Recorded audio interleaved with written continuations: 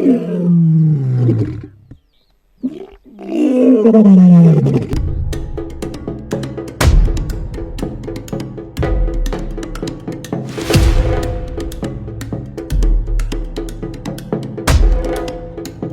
don't know the area we're going to, but plan of days to go out and check some watering holes where Tinie might think the buffalo are hanging out, and see if we can pick up some fresh sign, spoor in this area. And if we cut some tracks, we get off the truck and we start our hunt.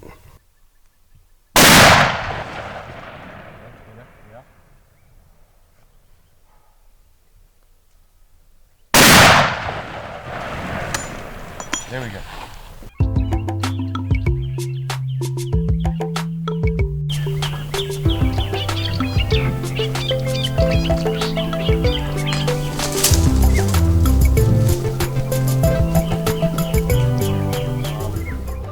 This being my first dangerous game hunt, I used what I learned in the military to prepare. Double checking my equipment, making sure that everything was functioning as designed. Things that needed replaced, I replaced. I ensured that I had, because this is an unusual weapon,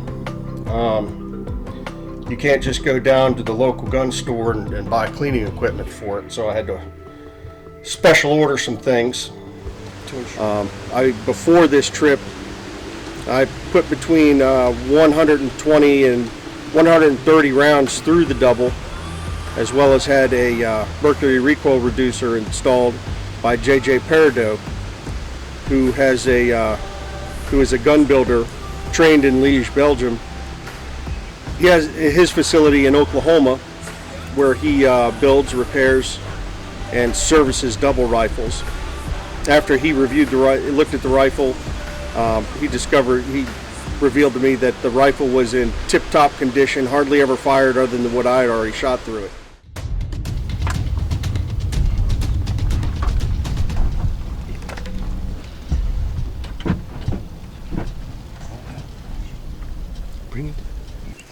On that first day when we were out walking for buffalo, I heard Vaughan behind me, probably by about 20 meters. And he was trying to get Tinie's attention, who was in front of me. At that time, I got Tinie's attention, and Tinie turned around. He was inquiring as to what. Finally, we saw the eland up on a ridge about 300 meters away. And then the monster bull walked out. You could tell he was full rut. His neck was swollen. The body was enormous. And the horns were amazing. Even at that range, you could see that this was a very old bull.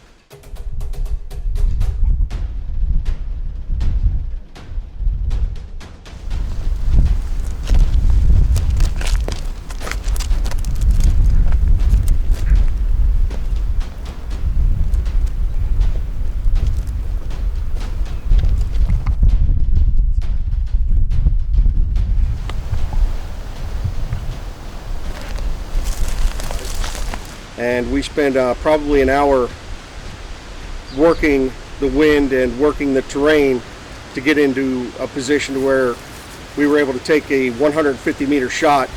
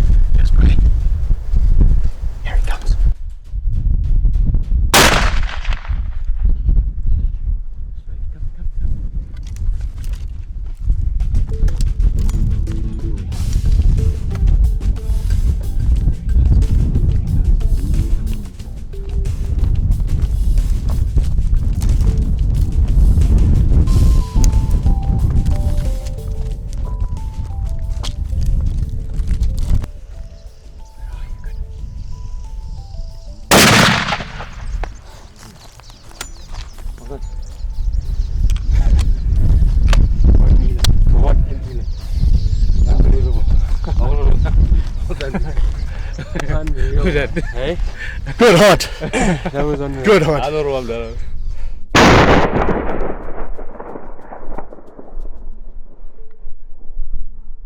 Now you can shoot well then, and that was a distance for a double A, but you did it. It was about 125, 130. I'd say 150. Steady. Something else. We chased him up and down that creek bed. We must have covered, what, a click? Easy. Back and forth. They kept running us back and forth. We caught him over here, coming in to check a water hole for buffalo, right through this area. And then we spotted the eland, watched them, and saw that they were going off. We had the wind with us, and we cut back to this creek bed and used that creek bed to cover our movement. And then they shifted on us, didn't even know we were there, and came back. And Tinie was able to get me on the sticks. He says about 150. I put 150. 150. We put a Swift A-frame into him from the right barrel. So follow him up with a solid. Big boy on the ground. Let's go look at him.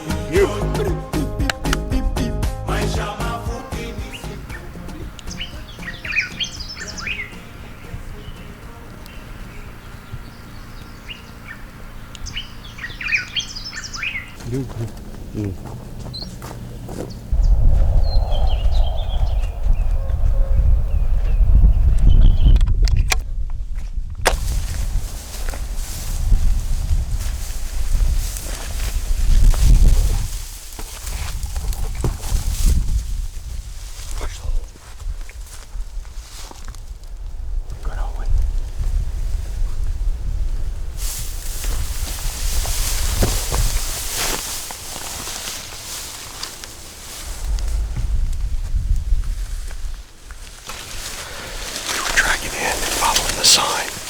It appears that the bulls were lying down in this little draw. They got our wind and they ran up the ridge. Tinie said one of them was an old scrum cap, which is actually something I would be looking for. Think you're not close enough. Maybe. Another window.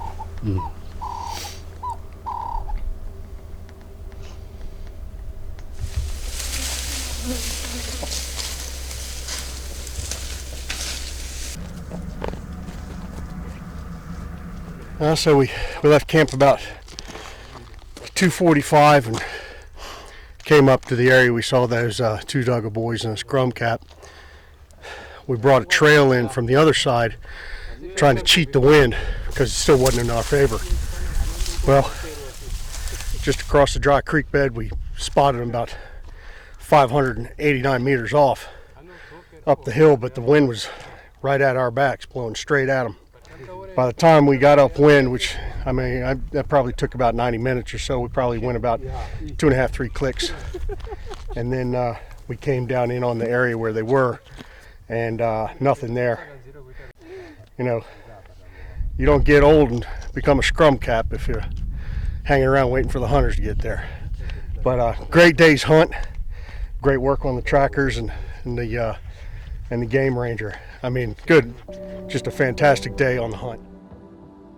It's very humbling to come out here and see the wildlife and see things how they were, you know, tens of thousands of years ago. The animals roaming freely, interaction with the animals, great hunts.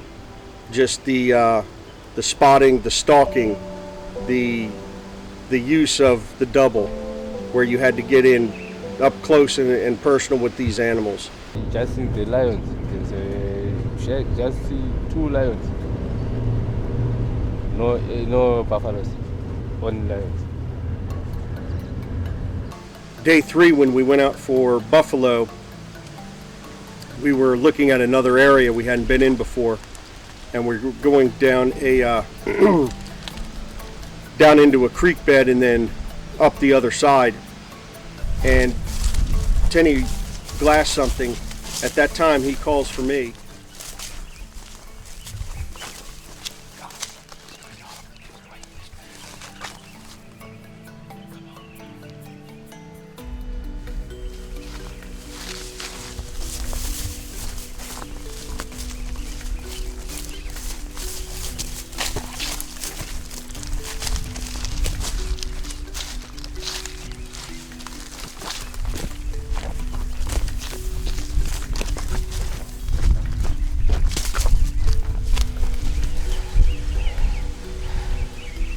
Tinie watches him lay down and signals to us he's in this area, which is, from that perspective, was quite a big area.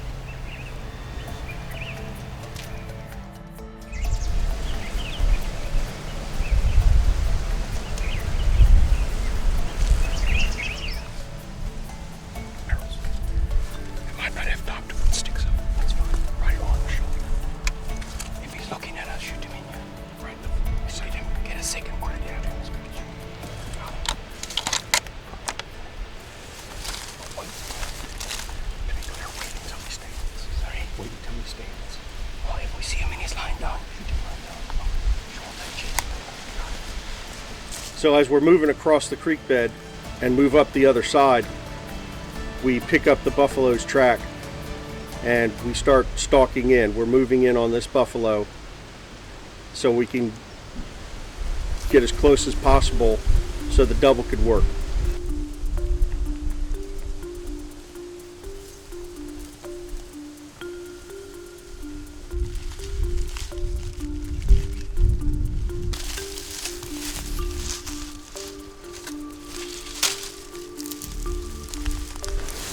We're trying to place every foot properly, make sure there's no twigs, leaves, anything in the way that could get him to jump up before we're ready for him.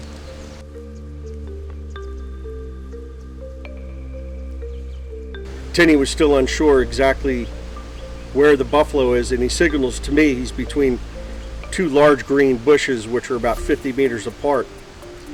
So, looking through the tall grass, I'm unable to see, from my perspective, where the second large bush is. Tinie directs Nixon to go back and toss a rock over to where he thinks the buffalo is. And as the buffalo stands up,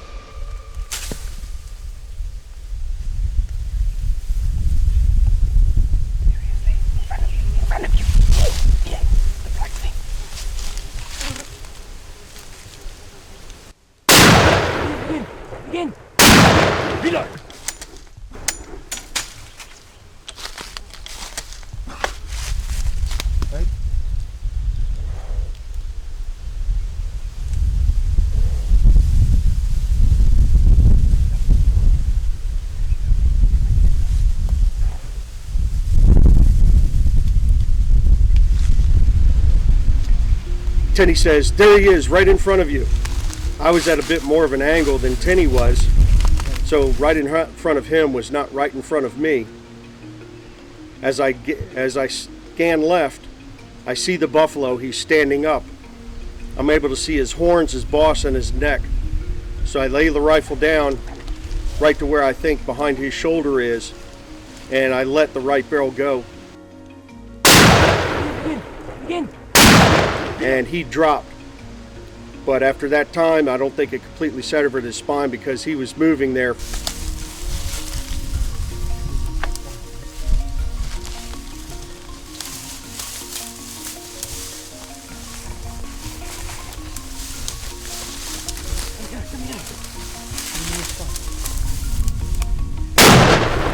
In.